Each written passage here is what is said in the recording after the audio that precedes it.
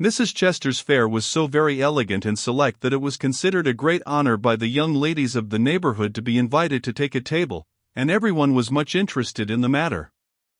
Amy was asked, but Jo was not, which was fortunate for all parties, as her elbows were decidedly akimbo at this period of her life, and it took a good many hard knocks to teach her how to get on easily. The haughty, uninteresting creature was let severely alone, but Amy's talent and taste were duly complimented by the offer of the art table, and she exerted herself to prepare and secure appropriate and valuable contributions to it. Everything went on smoothly till the day before the fair opened. Then there occurred one of the little skirmishes which it is almost impossible to avoid, when some 25 women, old and young, with all their private piques and prejudices, try to work together. May Chester was rather jealous of Amy because the latter was a greater favorite than herself, and just at this time several trifling circumstances occurred to increase the feeling. Amy's dainty pen and ink work entirely eclipsed May's painted vases, that was one thorn. Then the all-conquering tutor had danced 4 times with Amy at a late party and only once with May, that was thorn number 2. But the chief grievance that rankled in her soul, and gave an excuse for her unfriendly conduct, was a rumor which some obliging gossip had whispered to her, that the March girls had made fun of her at the Lambs. All the blame of this should have fallen upon Jo, for her naughty imitation had been too lifelike to escape detection, and the frolicsome Lambs had permitted the joke to escape. No hint of this had reached the culprits, however, and Amy's dismay can be imagined, when, the very evening before the fair, as she was putting the last touches to her pretty table, Mrs. Chester, who, of course, resented the supposed ridicule of her daughter, said, in a bland tone, but with a cold look, "I find, dear, that there is some feeling among the young ladies about my giving this table to anyone but my girls. As this is the most prominent, and some say the most attractive table of all, and they are the chief getters up of the fair, it is thought best for them to take this place. I'm sorry, but I know you are too sincerely interested in the cause to mind a little personal disappointment, and you shall have another table if you like." Mrs. Chester fancied beforehand that it would be easy to deliver this little speech, but when the time came, she found it rather difficult to utter it naturally, with Amy's unsuspicious eyes looking straight at her full of surprise and trouble.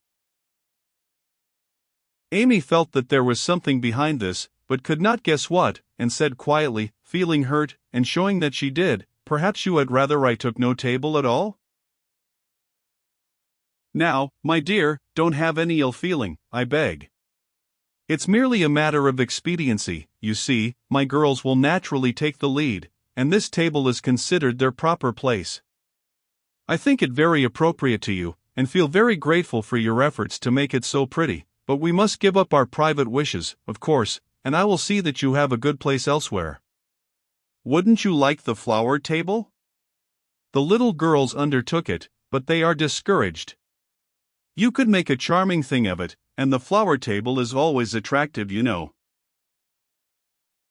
"Especially to gentlemen," added May, with a look which enlightened Amy as to one cause of her sudden fall from favor. She colored angrily, but took no other notice of that girlish sarcasm, and answered with unexpected amiability,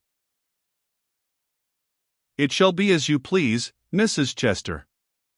I'll give up my place here at once, and attend to the flowers, if you like." "You can put your own things on your own table, if you prefer," began May, feeling a little conscience-stricken, as she looked at the pretty racks, the painted shells, and quaint illuminations Amy had so carefully made and so gracefully arranged. She meant it kindly, but Amy mistook her meaning, and said quickly, "Oh, certainly, if they are in your way," and sweeping her contributions into her apron, pell-mell, she walked off, feeling that herself and her works of art had been insulted past forgiveness. "Now she's mad. Oh, dear, I wish I hadn't asked you to speak, Mamma," said May, looking disconsolately at the empty spaces on her table. "Girls' quarrels are soon over," returned her mother, feeling a trifle ashamed of her own part in this one, as well she might. The little girls hailed Amy and her treasures with delight, which cordial reception somewhat soothed her perturbed spirit, and she fell to work, determined to succeed florally, if she could not artistically. but everything seemed against her. It was late, and she was tired. Everyone was too busy with their own affairs to help her, and the little girls were only hindrances, for the dears fussed and chattered like so many magpies, making a great deal of confusion in their artless efforts to preserve the most perfect order. The evergreen arch wouldn't stay firm after she got it up, but wiggled and threatened to tumble down on her head when the hanging baskets were filled. Her best tile got a splash of water, which left a sepia tear on the Cupid's cheek. She bruised her hands with hammering, and got cold working in a draught, which last affliction filled her with apprehensions for the morrow. Any girl reader who has suffered like afflictions will sympathize with poor Amy and wish her well through her task. There was great indignation at home when she told her story that evening. Her mother said it was a shame, but told her she had done right. Beth declared she wouldn't go to the fair at all, and Joe demanded why she didn't take all her pretty things and leave those mean people to get on without her. Because they are mean is no reason why I should be.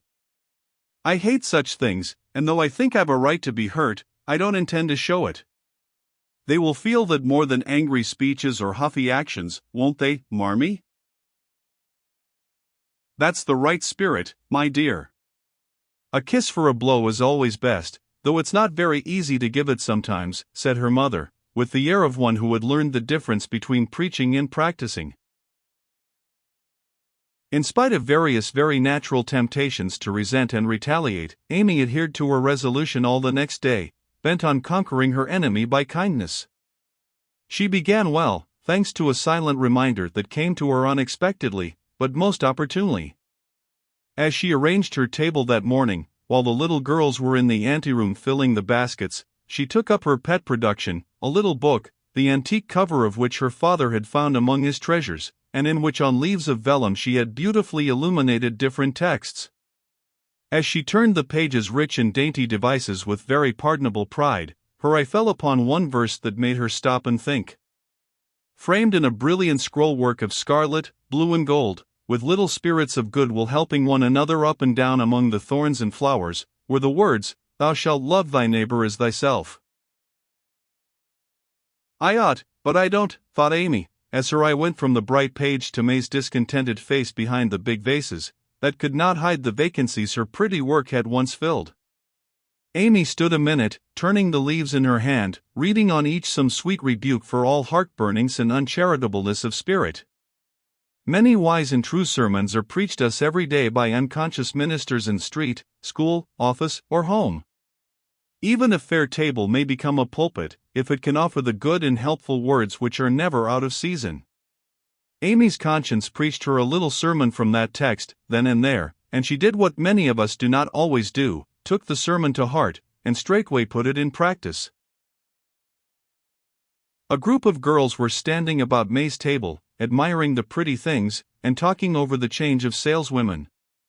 They dropped their voices, but Amy knew they were speaking of her, hearing one side of the story and judging accordingly. It was not pleasant, but a better spirit had come over her, and presently a chance offered for proving it. She heard May say sorrowfully, "It's too bad, for there is no time to make other things, and I don't want to fill up with odds and ends." The table was just complete then. Now it's spoiled. "I dare say she'd put them back if you asked her," suggested someone. "How could I after all the fuss?" began May, but she did not finish, for Amy's voice came across the hall, saying pleasantly, "You may have them, and welcome, without asking, if you want them.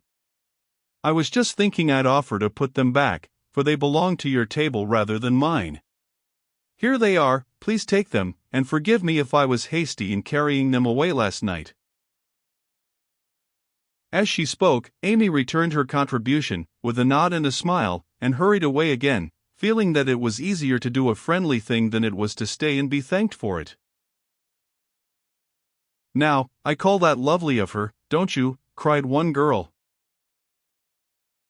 May's answer was inaudible, but another young lady, whose temper was evidently a little soured by making lemonade, added, with a disagreeable laugh, "Very lovely, for she knew she wouldn't sell them at her own table."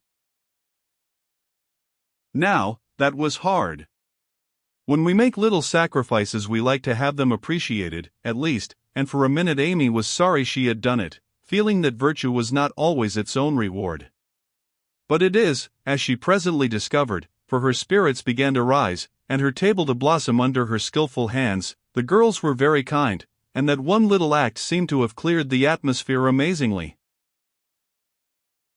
It was a very long day and a hard one for Amy, as she sat behind her table, often quite alone, for the little girls deserted very soon. Few cared to buy flowers in summer, and her bouquets began to droop long before night. The art table was the most attractive in the room. There was a crowd about it all day long, and the tenders were constantly flying to and fro with important faces and rattling money boxes. Amy often looked wistfully across, longing to be there, where she felt at home and happy, instead of in a corner with nothing to do. It might seem no hardship to some of us, but to a pretty, blithe young girl, it was not only tedious, but very trying, and the thought of Laurie and his friends made it a real martyrdom. She did not go home till night, and then she looked so pale and quiet that they knew the day had been a hard one, though she made no complaint, and did not even tell what she had done. Her mother gave her an extra cordial cup of tea. Beth helped her dress, and made a charming little wreath for her hair, while Jo astonished her family by getting herself up with unusual care, and hinting darkly that the tables were about to be turned. "Don't do anything rude, pray, Jo. I won't have any fuss made, so let it all pass and behave yourself," begged Amy, as she departed early, hoping to find a reinforcement of flowers to refresh her poor little table. "I merely intend to make myself entrancingly agreeable to everyone I know, and to keep them in your corner as long as possible. Teddy and his boys will lend a hand, and we'll have a good time yet," returned Jo, leaning over the gate to watch for Laurie. Presently the familiar tramp was heard in the dusk, and she ran out to meet him. "Is that my boy?" "As sure as this is my girl," and Laurie tucked her hand under his arm with the air of a man whose every wish was gratified. "Oh, Teddy, such doings," and Jo told Amy's wrongs with sisterly zeal. "A flock of our fellows are going to drive over by and by, and I'll be hanged if I don't make them buy every flower she's got, and camp down before her table afterward," said Laurie, espousing her cause with warmth. "The flowers are not at all nice," Amy says, "and the fresh ones may not arrive in time. I don't wish to be unjust or suspicious, but I shouldn't wonder if they never came at all." "When people do one mean thing they are very likely to do another," observed Jo in a disgusted tone. "Didn't Hayes give you the best out of our gardens?" "I told him to." "I didn't know that. He forgot, I suppose, and, as your grandpa was poorly, I didn't like to worry him by asking, though I did want some." "Now, Jo, how could you think there was any need of asking? They are just as much yours as mine." "Don't we always go halves in everything?" began Laurie, in the tone that always made Jo turn thorny. "Gracious, I hope not. Half of some of your things wouldn't suit me at all. But we mustn't stand philandering here. I've got to help Amy, so you go and make yourself splendid, and if you'll be so very kind as to let Hayes take a few nice flowers up to the hall, I'll bless you forever." "Couldn't you do it now?" asked Laurie, so suggestively that Jo shut the gate in his face with inhospitable haste, and called through the bars, "Go away, Teddy, I'm busy." Thanks to the conspirators, the tables were turned that night, for Hayes sent up a wilderness of flowers, with a lovely basket arranged in his best manner for a centerpiece. Then the March family turned out en masse, and Jo exerted herself to some purpose, for people not only came, but stayed, laughing at her nonsense, admiring Amy's taste, and apparently enjoying themselves very much.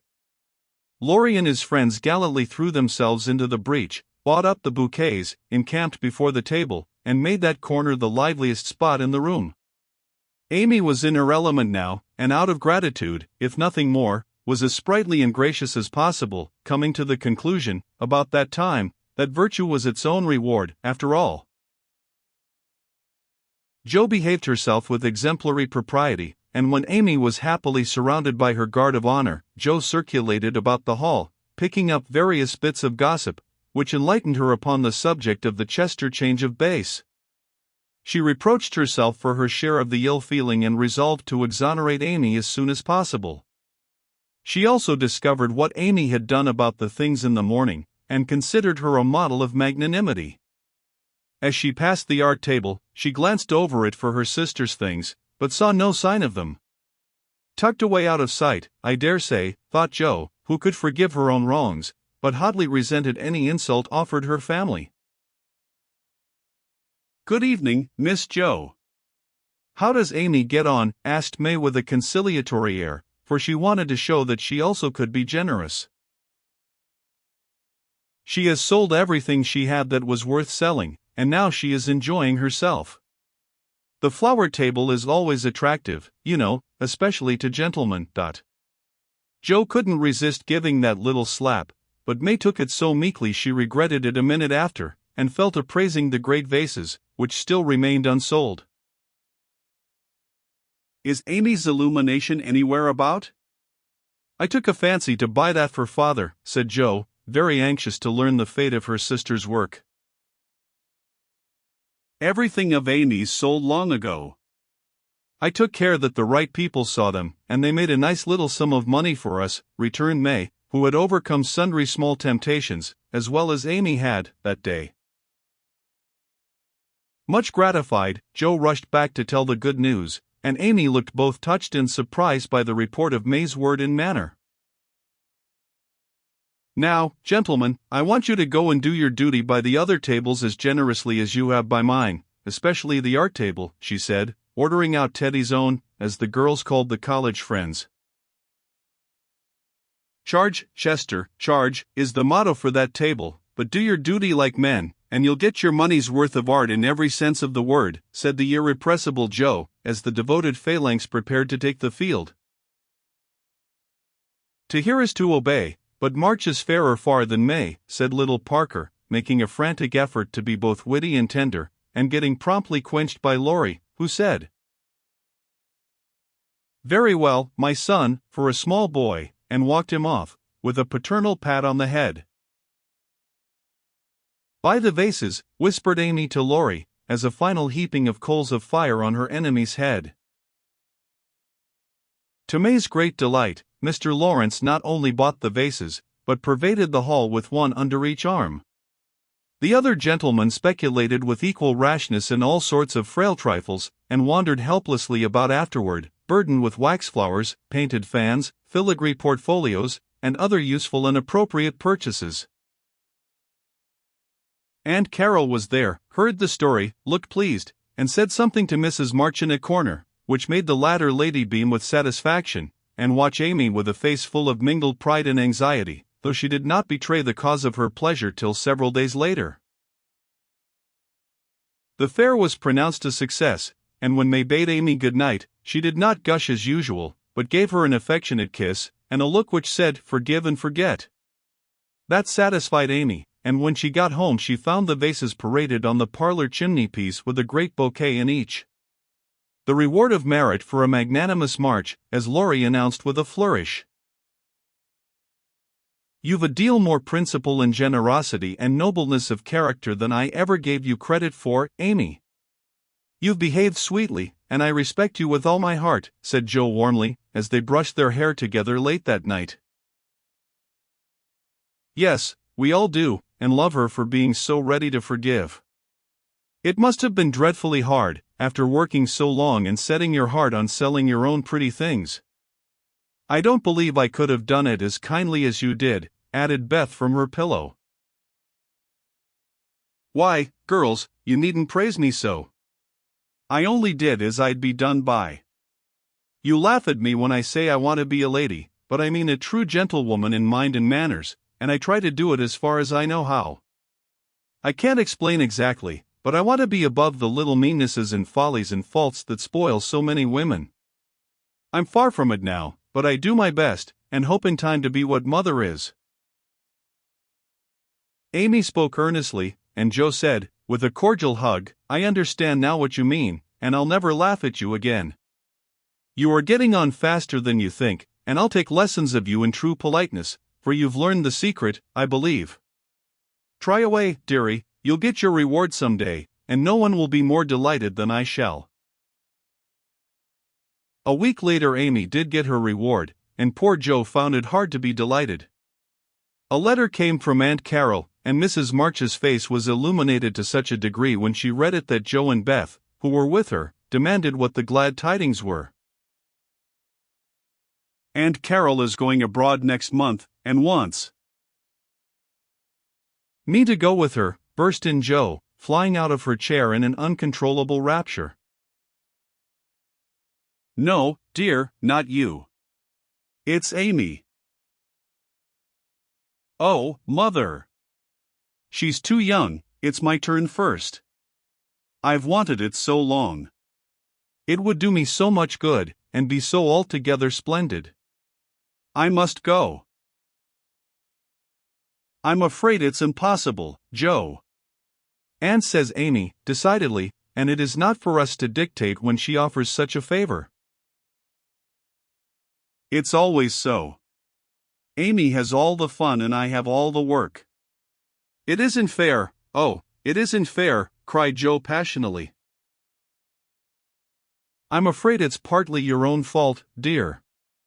When Aunt spoke to me the other day, she regretted your blunt manners and too independent spirit, and here she writes, as if quoting something you had said. I planned at first to ask Jo, but as favors burden her, and she hates French, I think I won't venture to invite her. Amy is more docile, will make a good companion for Flo, and receive gratefully any help the trip may give her. Oh, my tongue, my abominable tongue. Why can't I learn to keep it quiet, groaned Jo, remembering words which had been her undoing. When she had heard the explanation of the quoted phrases, Mrs. March said sorrowfully,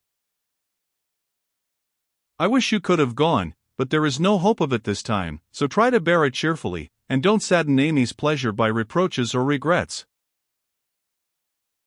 I'll try, said Jo, winking hard as she knelt down to pick up the basket she had joyfully upset. I'll take a leaf out of her book, and try not only to seem glad, but to be so, and not grudge her 1 minute of happiness. But it won't be easy, for it is a dreadful disappointment, and poor Jo bedewed the little fat pincushion she held with several very bitter tears. Jo, dear, I'm very selfish, but I couldn't spare you, and I'm glad you are not going quite yet, whispered Beth, embracing her, basket and all, with such a clinging touch and loving face that Jo felt comforted in spite of the sharp regret that made her want to box her own ears, and humbly beg Aunt Carol to burden her with this favor, and see how gratefully she would bear it. By the time Amy came in, Jo was able to take her part in the family jubilation, not quite as heartily as usual, perhaps, but without repinings at Amy's good fortune. The young lady herself received the news as tidings of great joy, went about in a solemn sort of rapture, and began to sort her colors and pack her pencils that evening, leaving such trifles as clothes, money, and passports to those less absorbed in visions of art than herself. It isn't a mere pleasure trip to me, girls, she said impressively, as she scraped her best palette. It will decide my career, for if I have any genius, I shall find it out in Rome, and will do something to prove it. Suppose you haven't, said Jo, sewing away, with red eyes, at the new collars which were to be handed over to Amy. Then I shall come home and teach drawing for my living, replied the aspirant for fame, with philosophic composure. But she made a wry face at the prospect, and scratched away at her palette as if bent on vigorous measures before she gave up her hopes. No, you won't. You hate hard work, and you'll marry some rich man, and come home to sit in the lap of luxury all your days, said Jo. Your predictions sometimes come to pass, but I don't believe that one will. I'm sure I wish it would, for if I can't be an artist myself, I should like to be able to help those who are, said Amy, smiling, as if the part of Lady Bountiful would suit her better than that of a poor drawing teacher. Said Jo, with a sigh. If you wish it you'll have it, for your wishes are always granted, mine never. Would you like to go? Asked Amy, thoughtfully patting her nose with her knife. Rather. Well, in a year or two I'll send for you, and we'll dig in the forum for relics, and carry out all the plans we've made so many times. Thank you. I'll remind you of your promise when that joyful day comes, if it ever does, returned Jo, accepting the vague but magnificent offer as gratefully as she could. There was not much time for preparation, and the house was in a ferment till Amy was off. Jo bore up very well till the last flutter of blue ribbon vanished, when she retired to her refuge, the garret, and cried till she couldn't cry any more. Amy likewise bore up stoutly till the steamer sailed. Then, just as the gangway was about to be withdrawn, it suddenly came over her that a whole ocean was soon to roll between her and those who loved her best, and she clung to Laurie, the last lingerer, saying with a sob, "Oh, take care of them for me, and if anything should happen." "I will, dear, I will, and if anything happens, I'll come and comfort you," whispered Laurie, little dreaming that he would be called upon to keep his word. So Amy sailed away to find the old world, which is always new and beautiful to young eyes, while her father and friend watched her from the shore, fervently hoping that none but gentle fortunes would befall the happy-hearted girl, who waved her hand to them till they could see nothing but the summer sunshine dazzling on the sea.